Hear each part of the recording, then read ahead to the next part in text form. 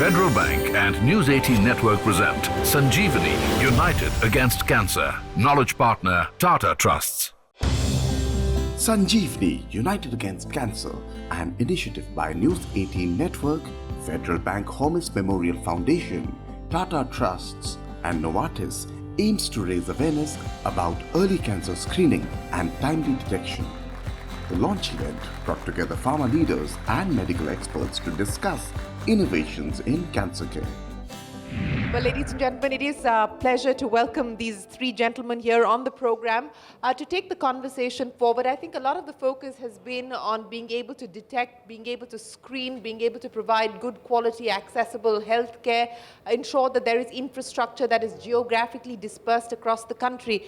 Take me through what it takes to be able to put the research in place to create this innovative pipeline, and how confident do you feel about future breakthroughs? Thank you, Shireen, for the question. Cancer is the second leading cause of death, and that's established across. While there's a significant amount of advancement, Shireen, in the treatment paradigm for cancer, the cancer cells are even smarter. They trick us in the pathway which the drugs have and the human immune system. At Novartis, we are reimagining medicine to improve and extend patients' life. We are trying to bend the curve of life. And when I say that, what I mean to say is that our scientists will leave no stone unturned to ensure that we come up with newer therapies which basically extend life or are examples of potential cure. So it's a lot of investments, which is roughly about 20% of our revenue, which goes into ensuring that we continuously keep innovating to ensure that we continue to have either improved survival or potentially look for a cure for cancer. In your career, which spans several decades now in dealing with cancer treatment and cancer patients, what do you believe have been the milestone changes that you've seen, and what do you feel now most confident and optimistic about as we look ahead? The recent discoveries in the last 10 years have been immunotherapy. Yeah. These were also targeted therapies. You know, the Glyvac, if you say today, they were also targeted therapies. But the talk of targeted therapies and immunotherapies has become very, very active in the last 7 or 8 years. I'll give you an example of lung cancer. I would say before 10 years, the survival of stage 4 lung cancer used to be less than a year. If he comes in stage 4, he would not generally live more than a year. In certain subtypes of lung cancer, which accounts for nearly 30% of all lung cancers, the survival has now changed to 5 to 6 years and maybe more. We're still counting.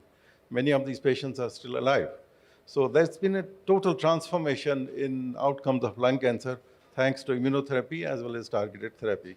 Similar things have been happening in other fields like lymphomas, leukemias, breast cancer as well. New targeted therapies in certain subtypes of breast cancer have totally transformed the outcome. The problem is how to deliver these new molecules or new methods of treatment to the vast masses of India. So how do you make them affordable? I think that has also changed quite a bit. The innovative drugs, which have now been in the patent, has expired. Yeah. The generic drugs, for example, Herceptin, when it was launched, I think each injection was about 1.5 lakhs. Today, Herceptin is available in generic form for 20,000 rupees, 25,000 rupees. Similarly, other drugs like rituximab, costs have come down drastically in drugs that were discovered 20 years ago. Same thing will happen to new drugs that have been discovered in the last 5 or 6 years, because the patent, we are signatory to the patent. The cost will continue to be high till the patent expires. Once the patent expires, the costs will come down drastically. But Dr. Mahajan, let's talk about some of the changes that we are seeing, especially driven by technology. We're now talking about much more targeted treatment, personalized treatment. That is the aspiration and the hope as we move forward. The same question to you. What have been some of the most breakthrough innovations that you've seen? And what is the expectation now in terms of the work that's going on, the research that you see at this point in time? What would you look forward to? Thank you very much, Shireen. Just as on the therapeutic side, I think on the diagnostic side, we've moved quicker over the years, both for imaging, on the pathology side, and most recently and more importantly, for cancer on the genomic side. So today, as we know, we talk of prevention, and Yes. we've heard in the previous panel, preventive medicine. We today talk also of predictive medicine and precision medicine. And all of these are mandated by diagnostics. And let me take them one by one. We've all heard since we were kids in school, prevention is better than cure. Yes. But as has been said, prevention is much cheaper than cure. Yeah. So if we are able to prevent, we are able to diagnose very early. Stage 1, stage 2, not only do you get a cure, it also costs you much, much lesser. We are a country of 1.4 billion Yes. individuals, and we can ill afford. We cannot be as, cannot spend the money like they do No, in the we can't. West. 18% of US GDP spent on healthcare.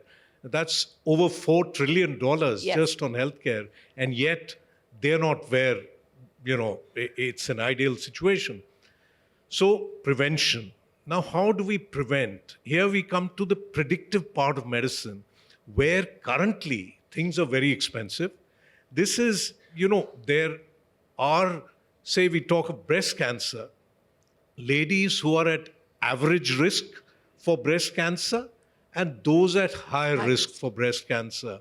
Now, if we just pick up those at higher risk, and there are multiple factors which, a family member having breast cancer, obesity, alcohol intake, living in urban environment. Dr. Badwe just talked about, Yes. Lady living in a city is at twice the risk of developing breast cancer than someone living in a rural area.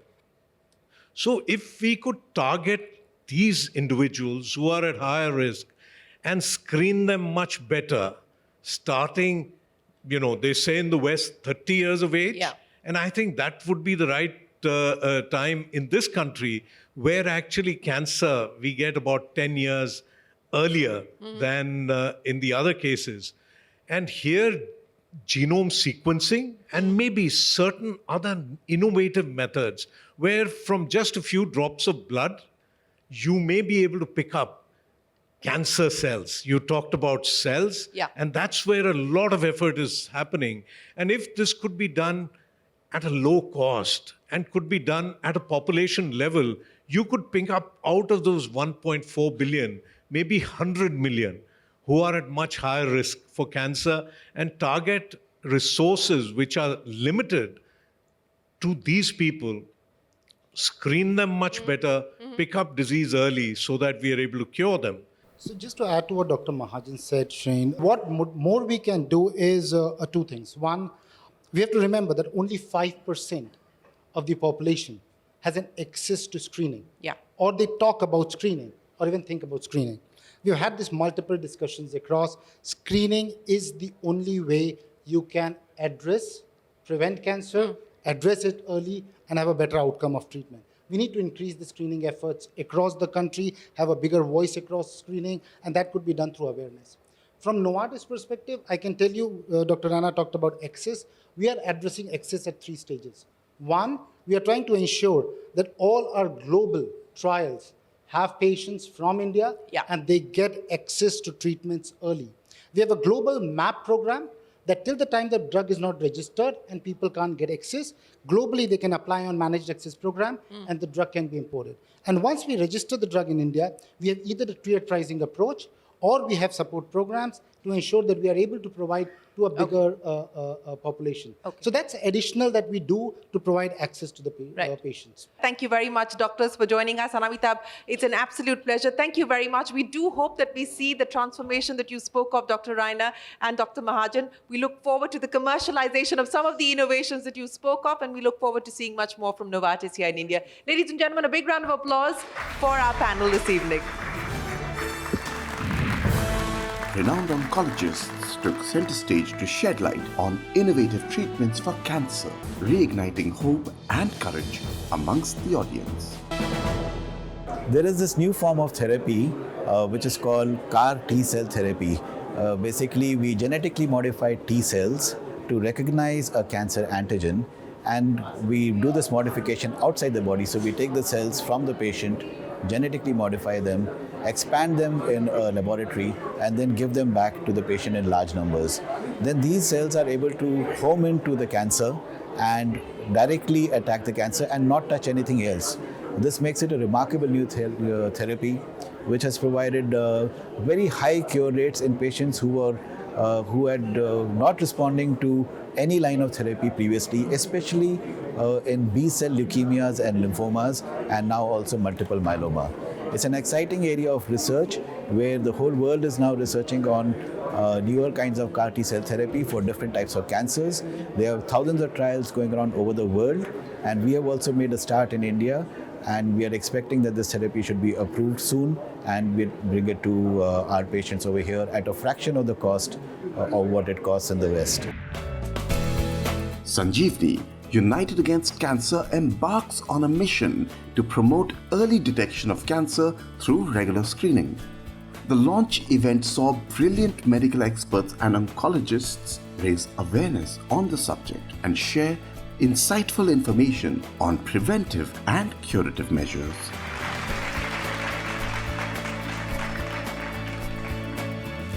Thank you very much, doctors, for joining us.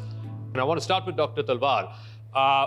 There was this WHO report which suggested that 1 out of 10 Indians are likely to get cancer. And it's only going to get worse over the next decade or two. Could you give us an overview of what the situation is vis-a-vis cancer in India compared to some of the other countries around the world? And more importantly, is there evidence to suggest that early detection helps fight cancer faster and better? Thanks for the question.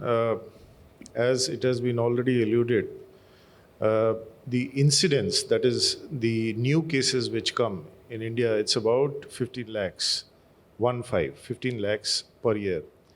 But this figure would be a very bourgeois figure because the detection of cases, I think it would be much more than this.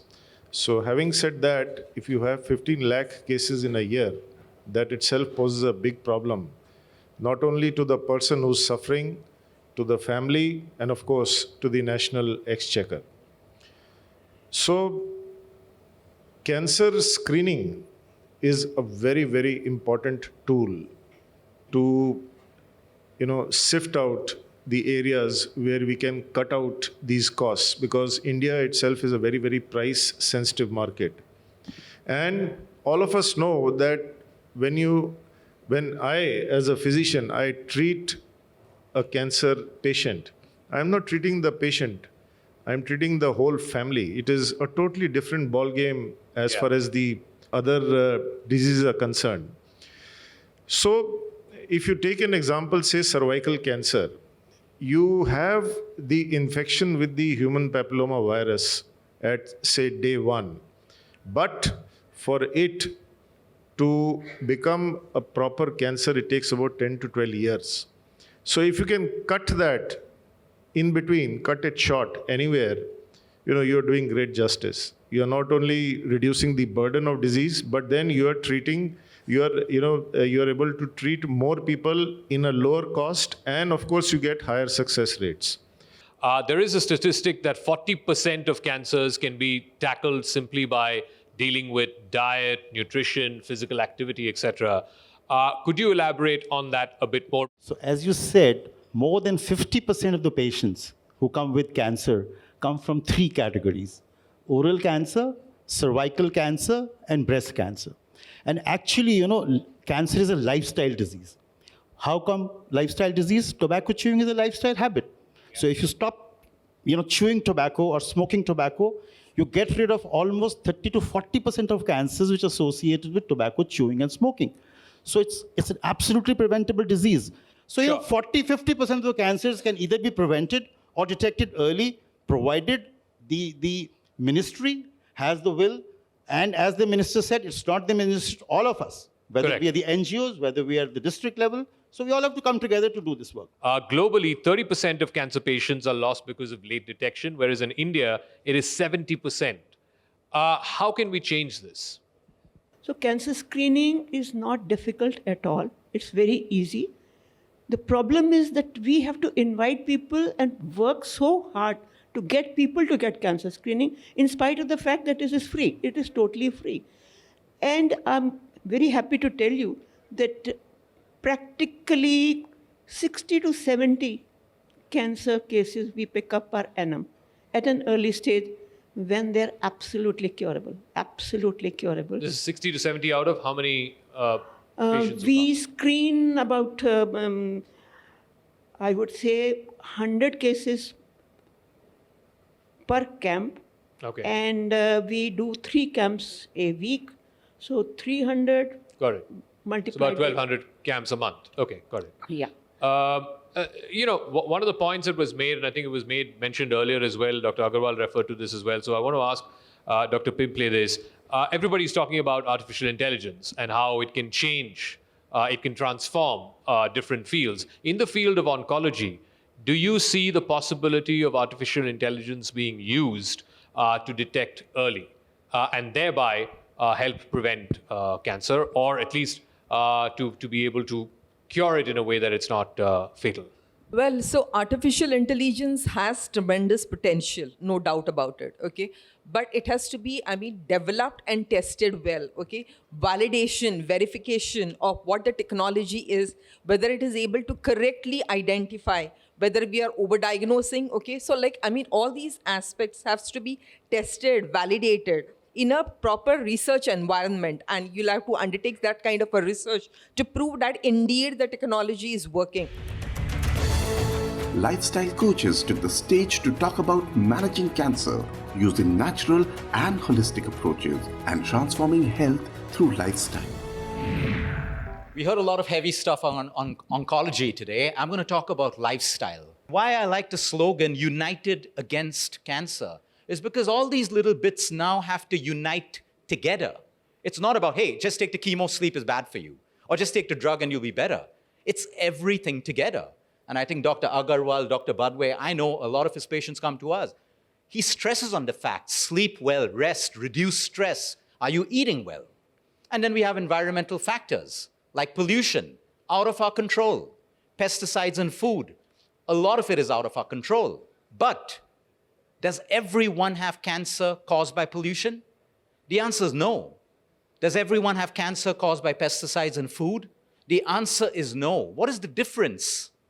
Our immune systems, the intelligence of our immune systems, early detection, screening, awareness, education, all of these things together. So while oncologists do what they're best at, while the farmers do what they're best at, how do we use lifestyle medicine, which is free in the beginning? But like one of the doctors on stage said, the cure becomes expensive. But lifestyle is free. We don't have to spend a lot of money on exotic foods. We don't have to spend money on exercise. We don't have to spend money to sleep better. And we don't have to spend money to fix what's happening in our heads and in our hearts.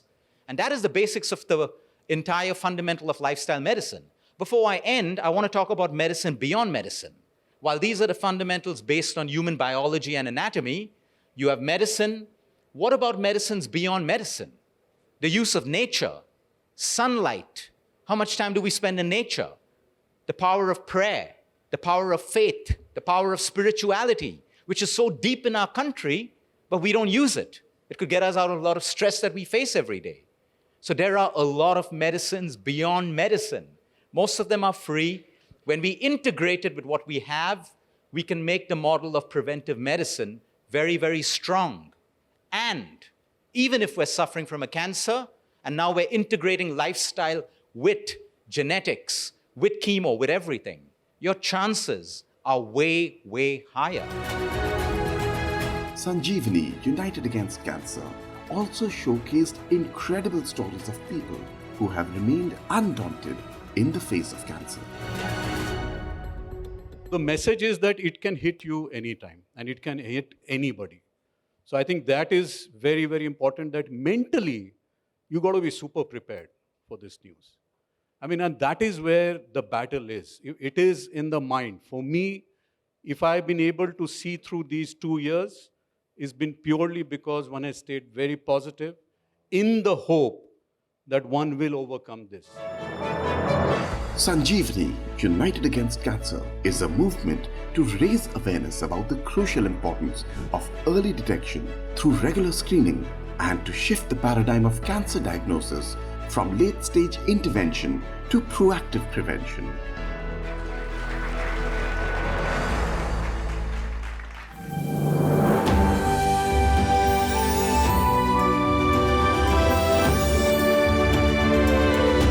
Federal Bank and News 18 Network present Sanjeevani, United Against Cancer. Knowledge partner, Tata Trusts.